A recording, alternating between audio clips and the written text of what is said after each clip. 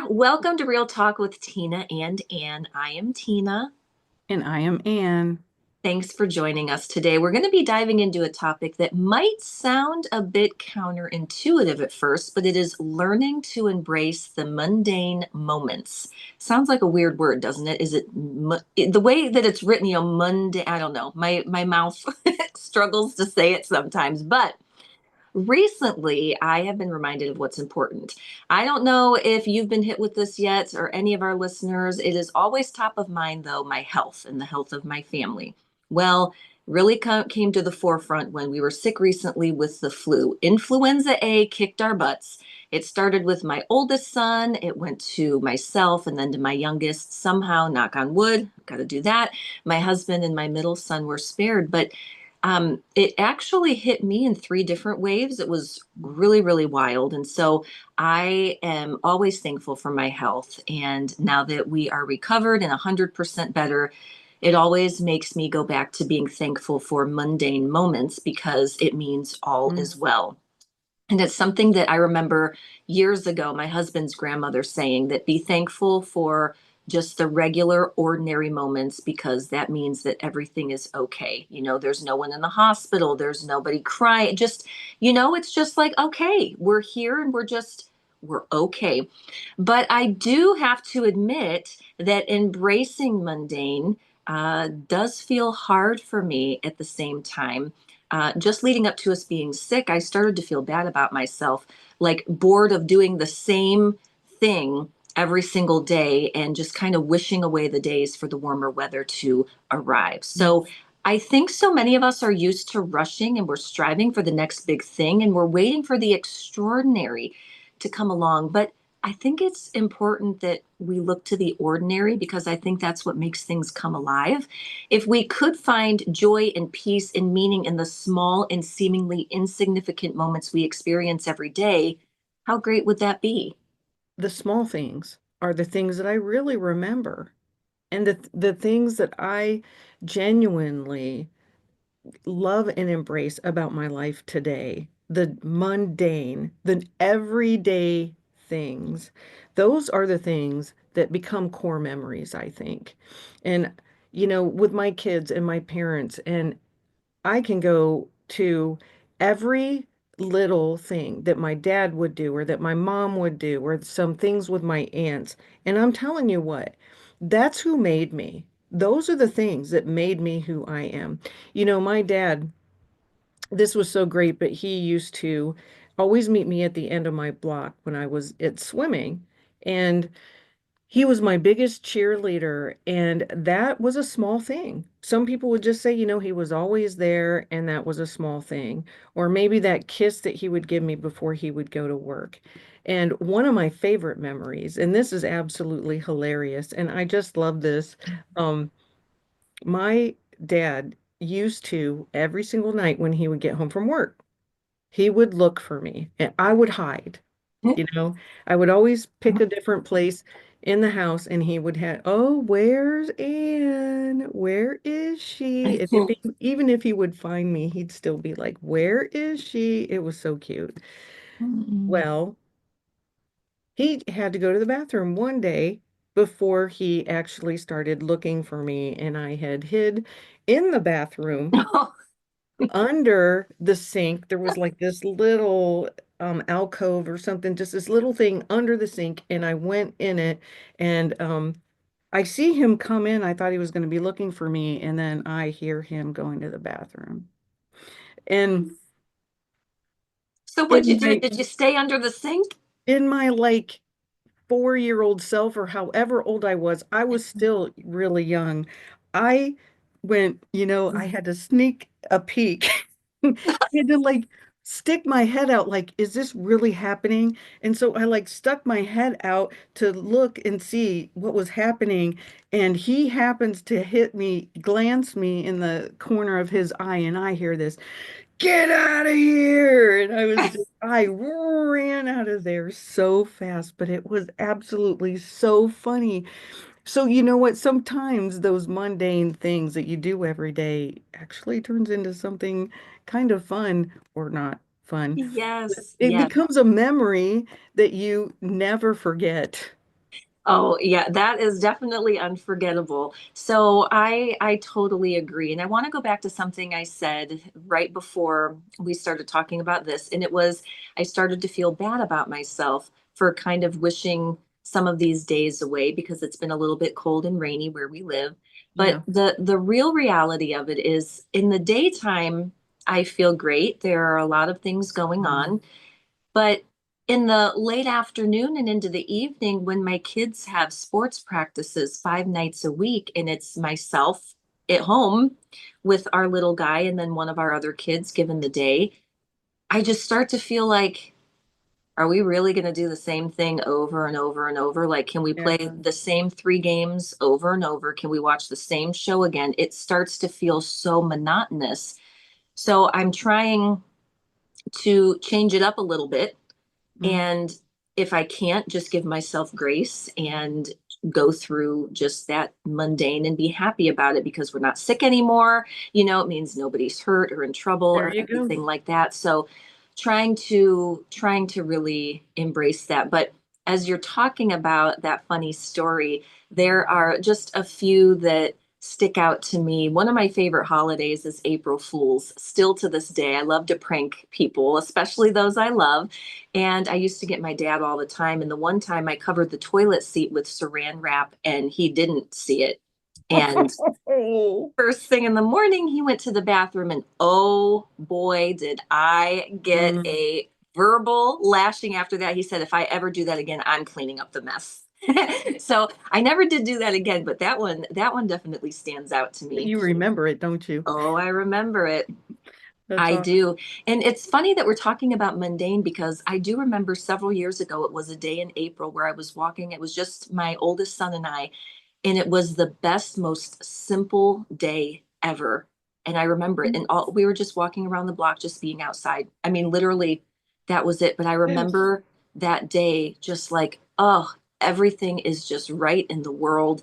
And Isn't that when things feel perfect? yeah, Is, it is. isn't anything going on? Honestly, When most of the time, feeling that you're talking about is in the mundane.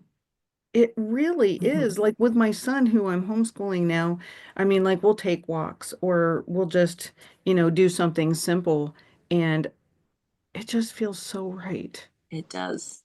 No, it certainly does. Well, let's explore how to embrace these mundane things. So I'll start with a question. Why do we often overlook the mundane? And to answer that, in my opinion, I think it's because we think that ordinary is something we should just pass through as we're trying to get to extraordinary. Mhm. So, one of the things I'll go back to is my really big hike in 2023. I hiked the Kalalau Trail in Kauai, Hawaii. Do I remember that? Absolutely. Did I train hard for it? Absolutely. But that was also a couple weeks out of my entire life. Will I remember it? Yes. But all of those little things are what make up an even bigger part of my life. I hope that's making sense. And I think, sometimes we're trying to go through something as quickly as possible, maybe because it just like I was saying earlier, it feels like I'm Groundhog Day. You're living the same Mhm. day over and over and over. Yeah, But when we stop and reflect, we realize then that those moments are adding up. They're a huge part of our lives in so many ways, and they hold more value than the big events we celebrate. At least they can. absolutely. I would say that just like I talked about earlier with my dad. I mean, those are the things that I remember and will take to my grave. And the same thing with my kids here. It's playing a game with my kids or something like that. And I agree with you. There are times where my kids are watching the same show for the fifth time, or it's just feels like we wake up, breakfast, school, lunch, with my one son or whatever, and I work on things, clean the house, maybe clean the same room for the 10th time. And it does feel that way. But I'll tell you what, going back to what we said earlier, those are the times where everything feels okay. And Mhm. you don't need that extra in order Right. to be happy. It's okay to do those things once in a while. That's what vacations are for, which you don't take Sure. a vacation all the time. Those are Right. those times are for, but the rest, hopefully, prayerfully, you can have mundane moments. As I'm sitting here again, just thinking back over memories, some of my most favorite memories growing up were with my aunt, where she and I would play Monopoly for hours at a time while we ate Oh, Tostitos. oh, isn't that It's, yeah, a awesome? tradition. I'd sleep over her house and we would do that all the time. And to this day, it's Tostitos are still one of my favorite things, and Monopoly is one of my favorite games. Don't play it often because it does take such a long time, but I think what we're getting at here is the time, like the time that someone invested in you, and the connection that you have, like you and your dad, your game Yeah. of hide and seek. You looked forward to it. Maybe it wasn't to someone the most exciting thing, but it mattered to you. And look at the Mm. impression that it left. Again, It did. mundane can be magical, and I think it truly is. So I get a daily email. It's called The Good Trade. And oh, it's one of my favorite. I only read a couple of emails either every day or every week. And when I say a couple, I mean two to three, maybe five at the most if we're talking weekly. And so I love reading The Good Trade because it always gives you something to chew on. And mundane days was the topic of conversation in a recent email. And in it, I loved what writer and podcaster Katie Christian said. She said, I sometimes fear that I'm losing myself to the redundancy. And that's what we've been talking about. She said, it's not that she feels lonely in the season as much as she feels bored. Being by herself so often and in the throes of a fairly monotonous routine, she sometimes fears that she's losing herself to redundancy. And Mm, her actions, conversations, thoughts, she says, begin to kind of blur together. And I can totally relate to that. But what mm, I really loved was how she talked about next of pondering the idea of cyclical living, what it looks like to stop resisting a life that feels and looks entirely ordinary or even mundane. What does it mean to choose a quiet and unassuming life? Are there benefits to our everyday looking the same? Do we cultivate patience, a stronger sense of self? And then she says the truth is 99% of life is mundane, and a mm, person's life is a collection of all the moments that happen in the middle. I mm. really couldn't agree more. I Yeah, there are love the it. big things like you talked about, the adventures and the vacations, and we do need those. It's almost like Yeah. it boosts Right. us and keeps us going, but it's those unassuming parts that fill in the blank pages and I shape love us it. into who we are. I love it. That's exactly what it Yeah. is. Yeah. And so she goes on to talk about, think about maybe one of your favorite adventure books from childhood. So maybe where one of the main characters embarks on a brave quest. And yes, they slayed the dragon, but that was never the whole story, was it? In the chapters that we didn't get to read, those characters returned home to their very ordinary lives, Mm. working and playing and eating and caring for their families. And perhaps then it's not just the dragon slaying that shapes us, but also the moments before and after. So there's all of this reason to embrace what we might be thinking, feeling, or living is mundane. But it does get us to, it gets us, not even, I don't even want to say gets us through life. It helps boost us and really is the foundation, I think, of each of our lives. Yeah. I mean, because of how crazy my life is right now, I'm kind of craving some normal, and I am finding myself doing everything I can to come back to center. And I think mundane for me is center. And I'm just, it's more than a craving. I mean, I need it. And it's like sitting there with a cup of coffee with my cat on my lap, you know, maybe watching a show, watching my kids play with laughter. I love listening to them downstairs. We have this area where they just play, and the sound of them having fun comes up, and it just makes my day. It makes my whole heart smile. And the routine that I know and expect. That's a big one. The Mhm. morning routine all the way until bed when there is not much going on except for a peaceful day. Just a peaceful. The crazier things get, the more I reach for the mundane. I can tell you the things I wanted in my childhood was the mundane of everyday swim practice, getting together with my friends, going dancing every Thursday night when I got older with my friends, laying with my animals. You know, Hmm. Yeah. I just love routine, and what it represents to me is safety. It just Yeah. represents safety. Yeah, that's so good. I really feel like my oldest son values that the most out of our children. Mhm. And I think he can relate to that so much. And I can too. Like it's really a funny spot for me to be in right now as we're talking about mundane. And I say that I feel that way in the evenings because you're right. Like in the daytime, it's just really weird. It's like day and night in my life is different. And I'm actually looking forward to hectic summer schedules with sports and things like that, just to give us more time outside, something else to do, something that is planned. And maybe eventually it does get mundane because it's the same thing, I'm watching more baseball or, something like that. But, things with my mom are not mundane. And, I'm not the most organized person when it comes to my kids' schoolwork, and I feel like they bring home a million Mhm. papers every single day. But Yeah. I I just it's I'm okay with that aspect of it, and I don't know, I feel like I'm okay with mundane sometimes, and then others I'm just reaching for something to do because of just going back to that whole boredom thing. But like we are talking about, getting us back to appreciating this Isn't it, time, isn't knowing it, that it's gonna pick up yeah, should be enough in and of itself. isn't it hard to just sit? Yeah, it is. It's even harder for me and I'm not sure that I've done it in recent months at all, to shut my brain off and truly be present. That's been really hard for me. My brain is just going, going, going, going, going. And so I try to, do mindful breathing and things like that to try to help calm it down. But I'll tell you what, it just goes a mile a minute. You and I talked about this the other day, because we text each other sometimes late. And, Yes. you know, I mean, we both have admitted that our nights can be really hard. Yeah. And that's when I've got our family dying, I'm dying, everything is really awful.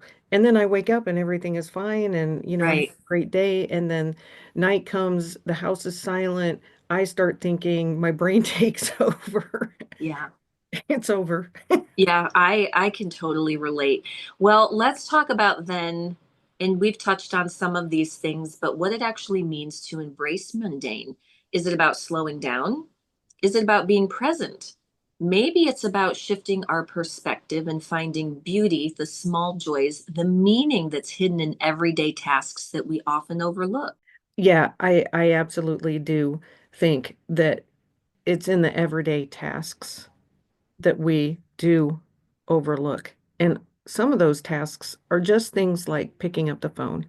And I'll tell you, I can't wait now to call my daughter who lives in Pennsylvania, to call her every Sunday at least, or a couple times during the week to talk. And that just warms my heart. I need that, and she needs that. And those are the kind of things that we really, really need. And it again brings me back to that safety feeling and that everything is okay. Yeah. Well, you've mentioned that every day things can be so meaningful, and I do agree. Maybe we don't see it at the time, but it all adds up. So let's dive into more. What are some examples of mundane moments that can become meaningful? So I'm thinking about the everyday acts. Maybe it's making your morning coffee or tea or Mhm. doing the dishes. Listen, I don't know how that can be meaningful. Okay, I'm kidding. My husband's chore is to do the dishes. And let me tell you, it brings great meaning to me. It is something that warms my heart. It helps me feel prepared for the day with all the cooking that we have to do with food allergies. I'm like super grateful. And it is a big part of, I know it sounds silly, but it's a big part of why I love him because he really does take charge of that chore and does it consistently. And I need that. I need that. It could be maybe taking a walk.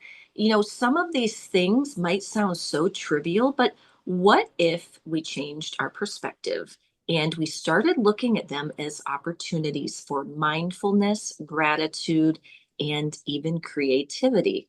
So, something I've started doing is as I'm starting to feel bored kind of in the monotony of things, I have started to take up watercolor painting. I've just Oh, I looked love at, it. yeah, I've looked at stuff that I really, really like. And I have just I'm self-taught, if you will. I've only done it a handful of times, but I'm actually really loving what I'm creating. And I find that I'm getting more creative and it's inspiring my kids to want to do it with me. So it's like a mundane moment turned into creativity that involved all of my kiddos. And we're I love really it. enjoying it. We do that with a puzzle.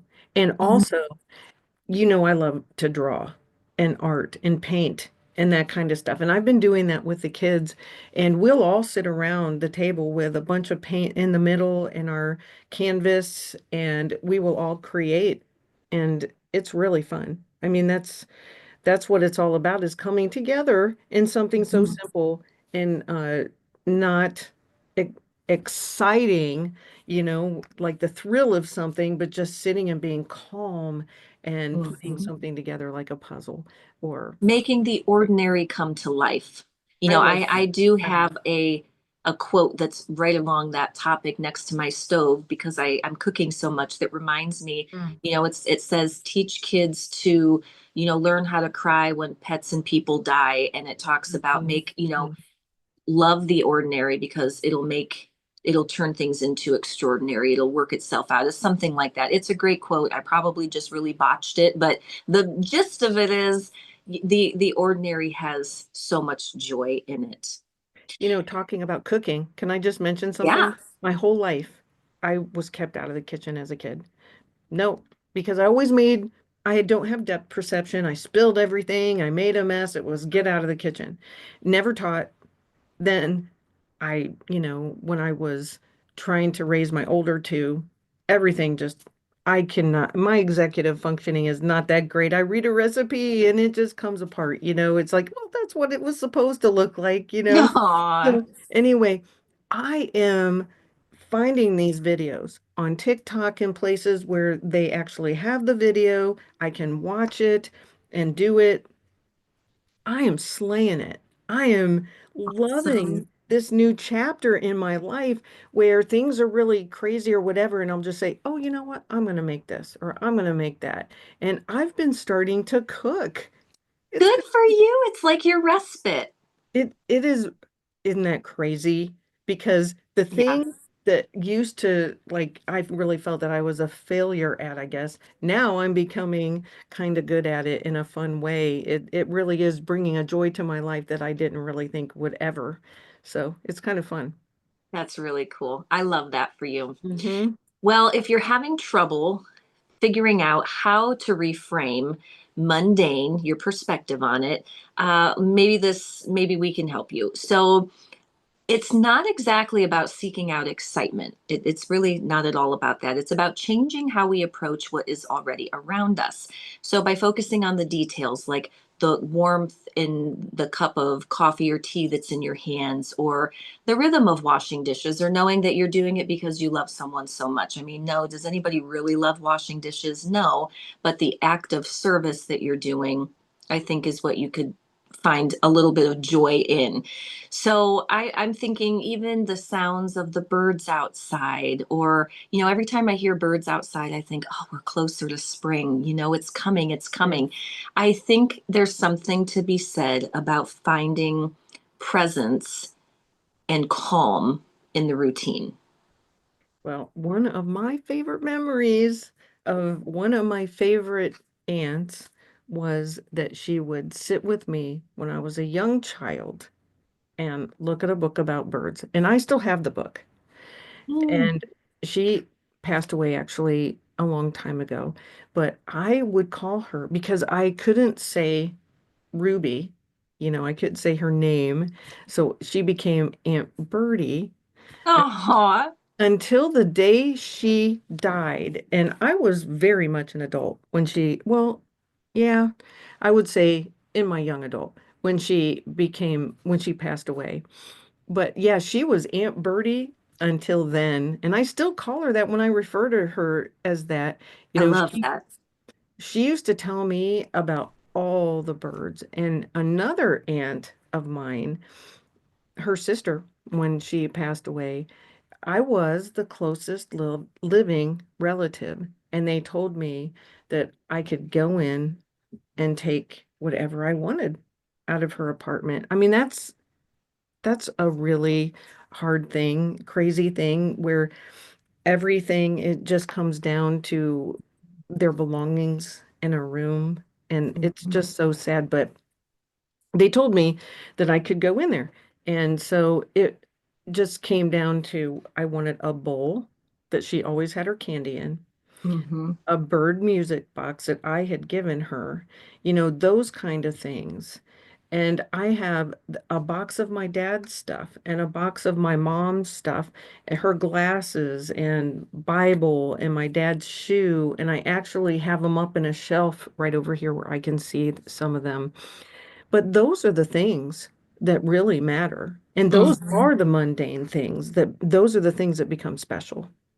You're so right. When we embrace moments like that and we can cultivate a deeper sense of peace, we realize that life isn't about those big milestones and grand adventures.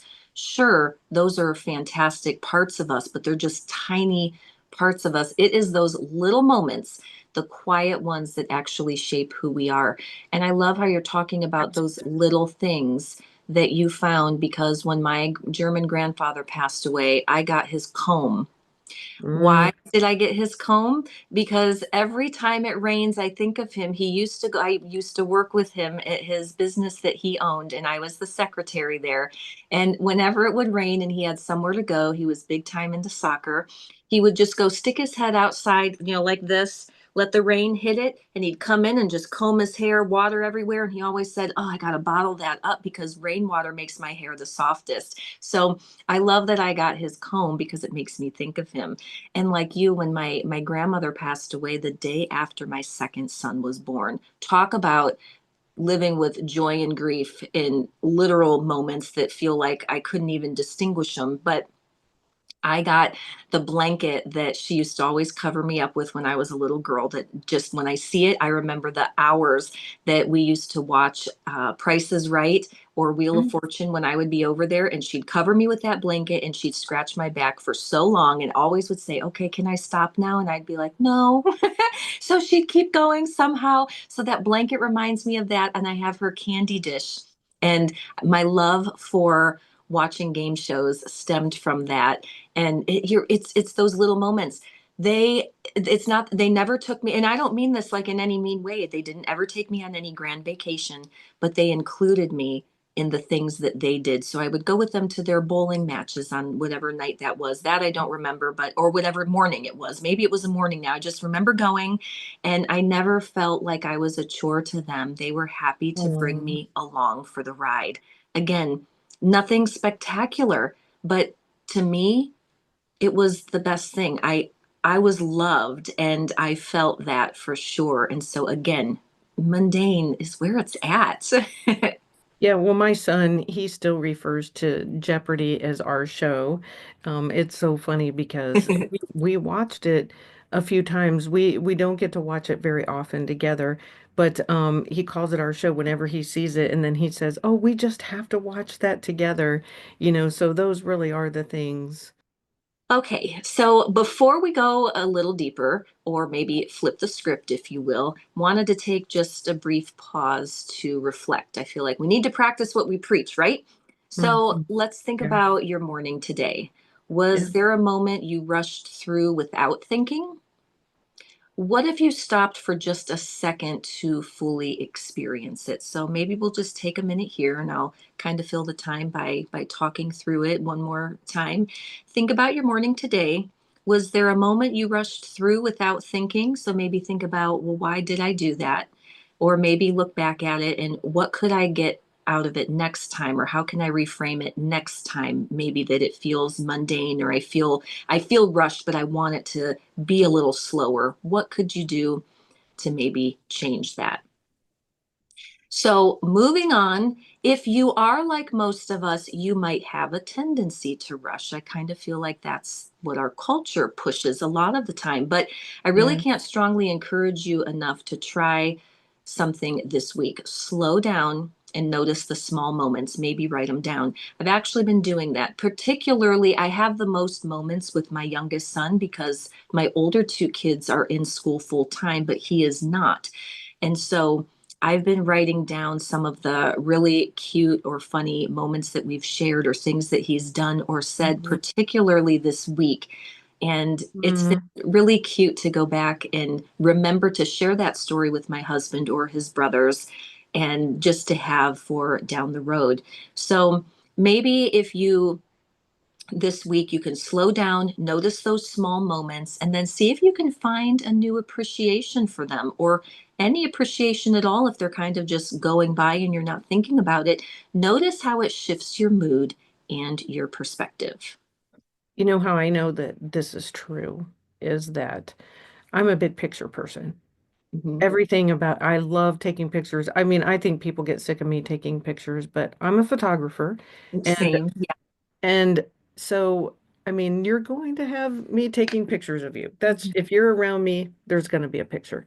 And um, I I love it, by the way.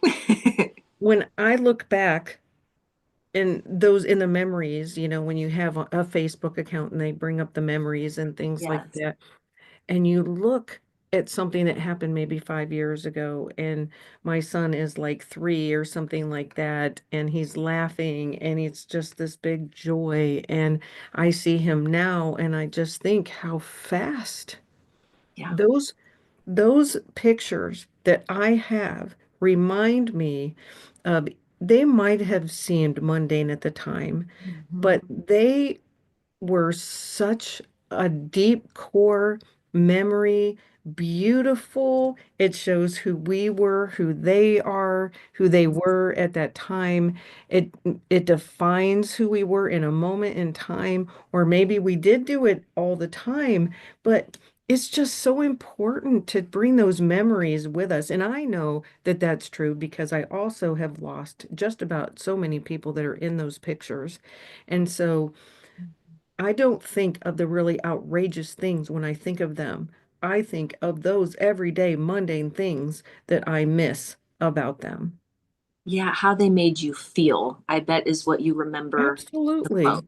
Yes, absolutely. My aunt, another aunt, my Italian aunt, the one I was named after, Aunt Anna was her name. And she spoke a lot of Italian, and she used to make all of her noodles because she was from Italy, and Uh-huh. everything was fresh, right? I mean, she didn't ever follow even a recipe. I mean, she just did a dab of this and a dab of that and blah, blah, and she would make this amazing meal.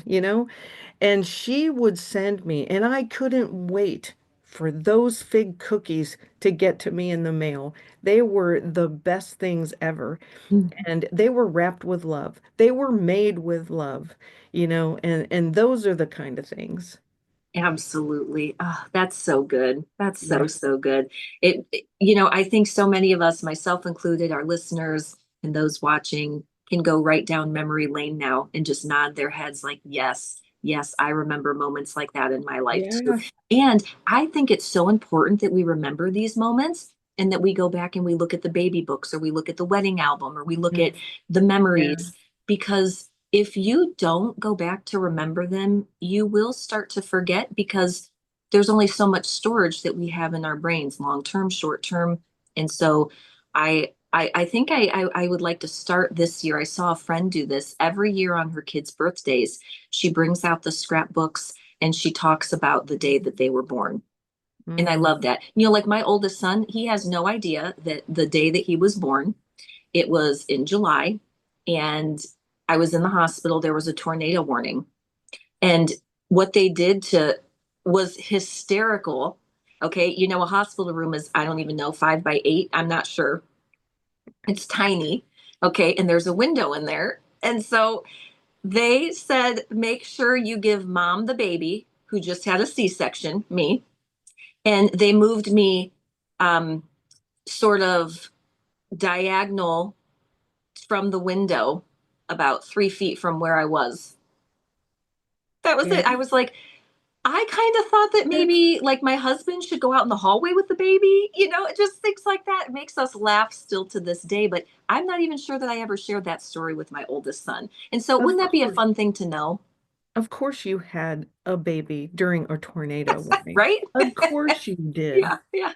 Like, Oh, isn't that funny? But I'm not it even sure is. that I've ever told him that story. So I thought that's such a Yeah. great idea to be able to go back and look at those books and reminisce about when he was born, when each of That's a them were great born. idea. So I think I'm going to do that because you start to forget if you don't remember. There's a lady that I watch on TikTok that's going to be 100, I and love that.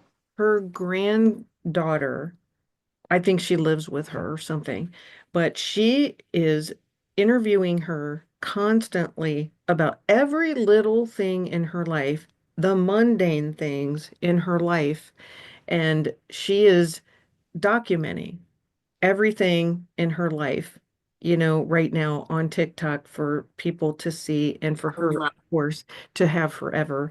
And I think that that's just the most beautiful thing. Like, what was your husband like when he dated you? Did you drive when you were 16? Did you?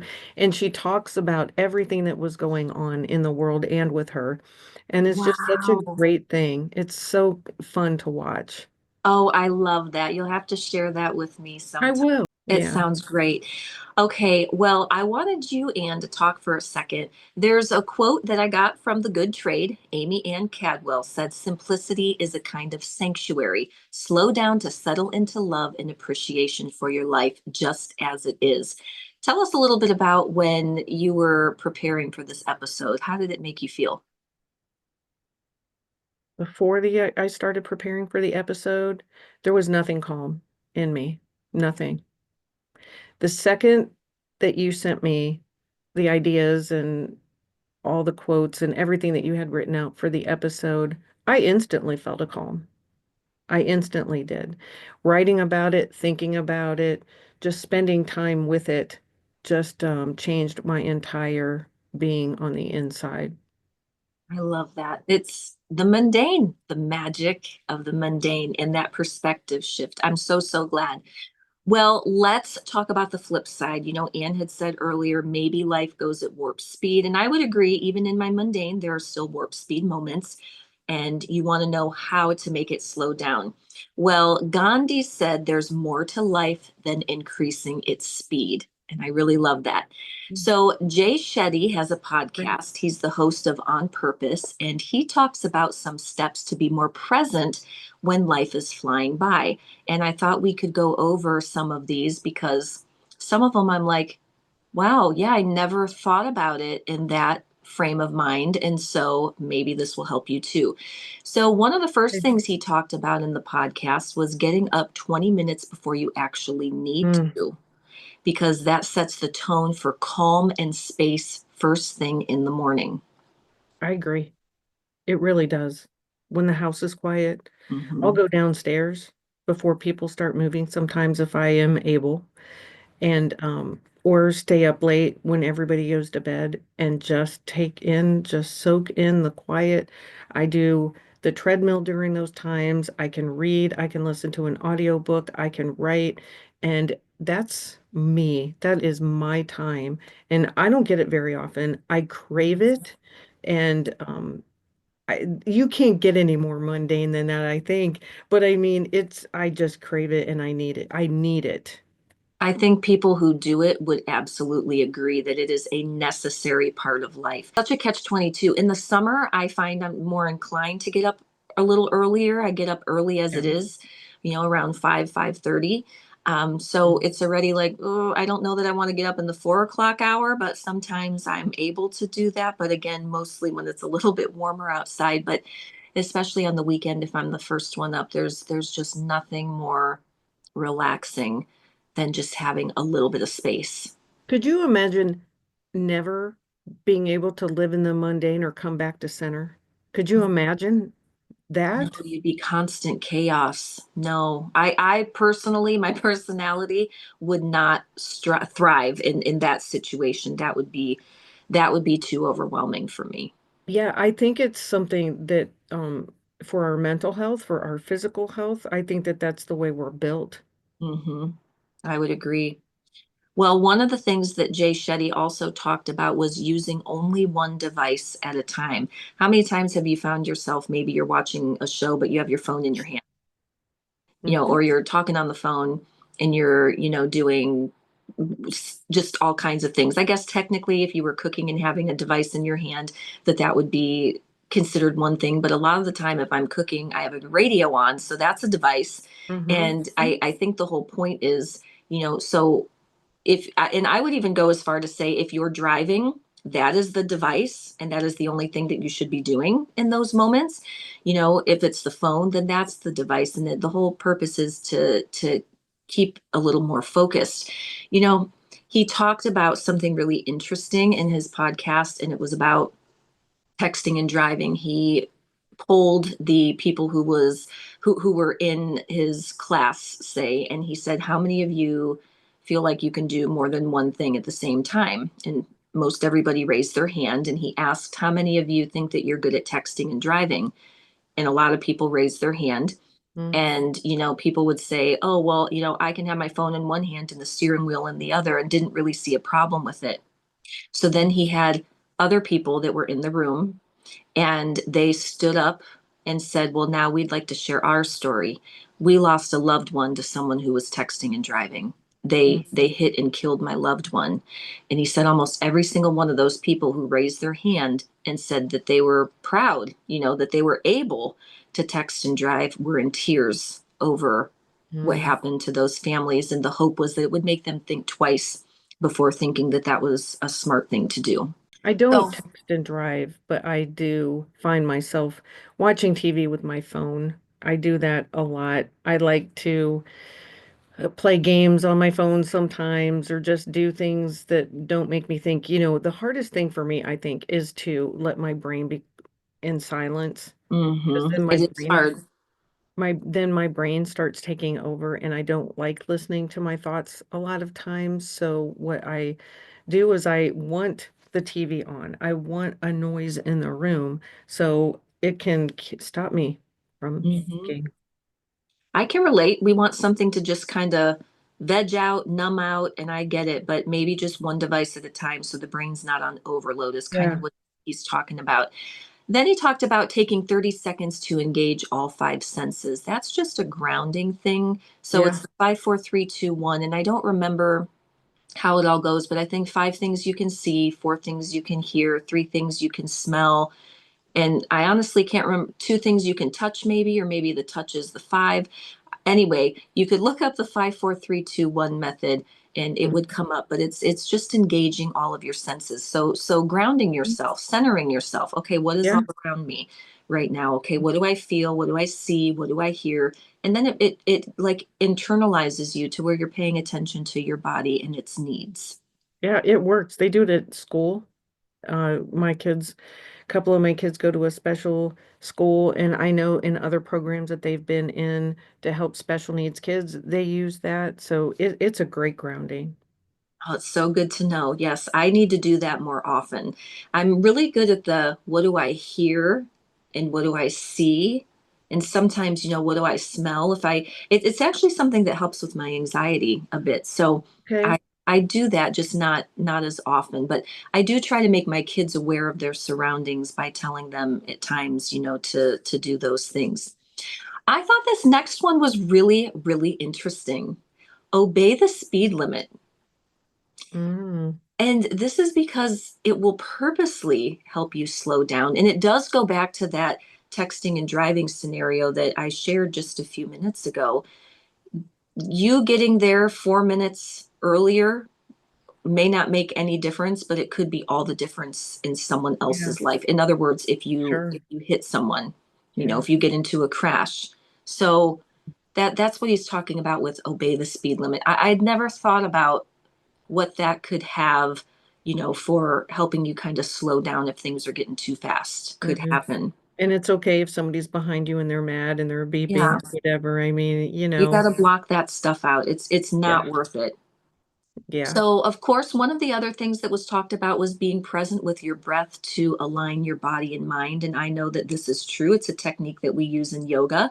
And I'm looking forward to my upcoming yoga class because I haven't gone in a few weeks with sickness. Mm. And I'm really looking forward to reconnecting with my breath. I can tell when my anxiety gets too high for whatever reason. I can go back to my breath and it really does help. So much so that I put my pulse ox on and I like to watch what Oh. happens when I really control my breathing. It Oh. really does work. Like I can feel I'm getting a stomach ache. And so I'm like, okay, Wow. it's time to start breathing. And you can either watch the anxiety go up or down Huh. by being mindful of your breath when I put the pulse ox on. And you know what else is funny about that? It's kind of like a good lie detector test. My husband and I were doing this just for fun, asking each other. It was actually me asking him just silly questions. And when he would lie, you could see the heart rate go up on the pulse ox. It Mm. was really fun. And so I'd be like, "You're lying." And at first he was like, "Well, how do you know?" And I said, "Because your heart rate's telling me everything I need to know right now." And he just started laughing. I don't even know That the silly questions that I was asking, but it was a fun tool to do and use. I was going to mention the heart rate because, I have my Fitbit and uh yeah, when I get more anxious or whatever, I mean, yeah, my heart rate goes up. Yeah, I always know when I've had a really anxious day or not. So, Yeah, I want that to help better monitor myself. Okay, so the next thing is find and create moments of silence every day. This is what we've talked about throughout the podcast that can be really, yeah. really hard. But listen, your brain, my brain, all of our brains need time to decompress from all of the processing it's doing all day long. You need that silence. And in that silence, you could focus on your breath or you could focus on mindfulness, the 5 4 3 2 1 technique, any of Yeah. those things. It is important, even just a few minutes, but every How single many day. how many times do we go through something and we're like, just wait, I need to process this. Mhm. I need time before I do anything, say anything, and we do. We need to process what is happening throughout our day sometimes, and it's good for our mental health. It Again, is. need it. And I don't think that you're ever going to find the time to do that. I think you have to purposely make it. There are so many times where I'm like, I need to process this, and I don't process it because I don't make Right? the time for it. When I used to be the director of the battered women's shelter, we would go through so much in a day even. And we would make it a point to all come together and decompress, talk, process the things that had happened before we would actually leave, check in with each other, make sure that we were okay, and that kind of stuff. And I think that you have to do that. I agree. One of my favorite ways to kind of slow down or to get recentered is by being in nature or even looking at Mm-hmm. nature. Okay. Humans were made to be part of nature. We were meant to crave it and like being outside. So if you Yeah. feel drawn to it, that's why you can look up all the science. I'm not just saying that, it's true. It's how we were made. And it really does have a way of healing us. It has a way of healing me. It engages all of your senses. And there's nothing more I like than to go on a hike and just movement gets your mind and body shifting toward a better direction. If you're feeling a little bit stagnant or stalled or upset, I'm like, okay, I got to get up and move. And plus, I love watching what all the animals do. I mean, nature Mm-hmm. can tell us so many things. And you know what else? Nature is cyclical, and maybe some find that mundane, but Mm-hmm. I find that beautiful knowing what we can expect out of nature in the seasons. Don't you? Yeah, I absolutely do. And I love hiking too. I love going outside with my kids, throwing the leaves up in the air or whatever. I have several places in nature that I love to just sit and be calm. Do you have a favorite nature spot?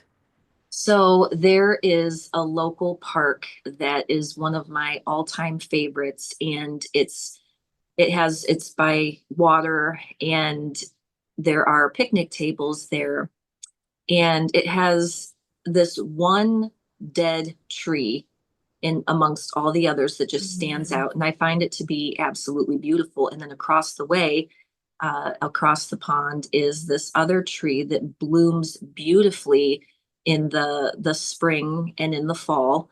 And in the fall, it's always neat because half of it is one color while the other half is a different color. And it just reminds you about the change of seasons and maybe the hard and the beautiful all together. And so I like to go to the spot. It's been my comfort for a variety of losses, and it's been my comfort to just go and enjoy the absolute beauty that it is. So there is a particular spot that I have, and honestly, a particular picnic table that has just been my home away from home when I need to process or when I need to grieve or when I need to just take in sunshine and beauty and just think. Yeah, trees are huge to me. I have even written poetry about trees.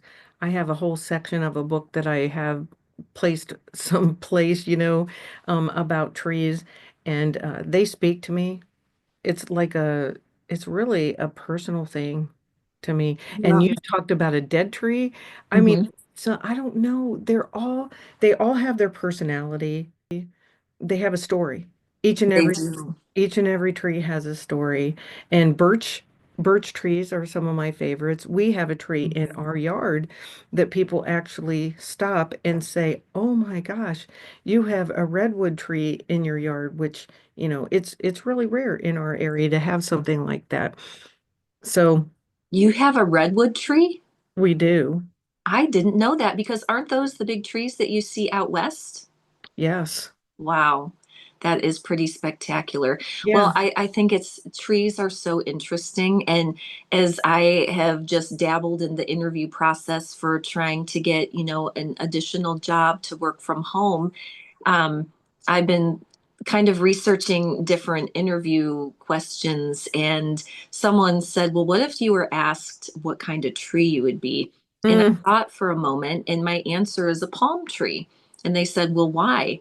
And I said, "Because it can weather the storms. It is strong, I love it. bends, but it doesn't break."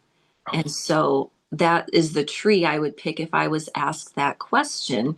And so, Mm, just like you're saying, I think some trees are softer than others. Some people are softer than others. Some trees can bend and not break, and some people can do the same thing. I think there's a lot we can actually relate to, not even just with trees, mm. but nature in general. The way that we see things is so unique to each of us. I would just encourage you to find what you connect with and just keep looking at it from different perspectives. And remember, the mundane can be so magical. It's something we should look for the joy in those moments every single day because I really truly believe that is the heart of who we are. We are not the crazy and all the time. And we're constantly searching to come back to center. So, everybody that's listening here, I really encourage you to find your center and find out where your family lives in a center so you guys can experience that together because that's when some of our biggest joys are. Absolutely. Well, thank you, all of you, for listening to Real Talk with Tina and Ann. We hope that you will embrace simplicity and mundane in your daily life. And if you find that you're struggling to, we hope you'll come back to this episode and start to think about ways that this week you can make that happen. Thank you for listening to Real Talk with Tina and Ann, and we will see you next time.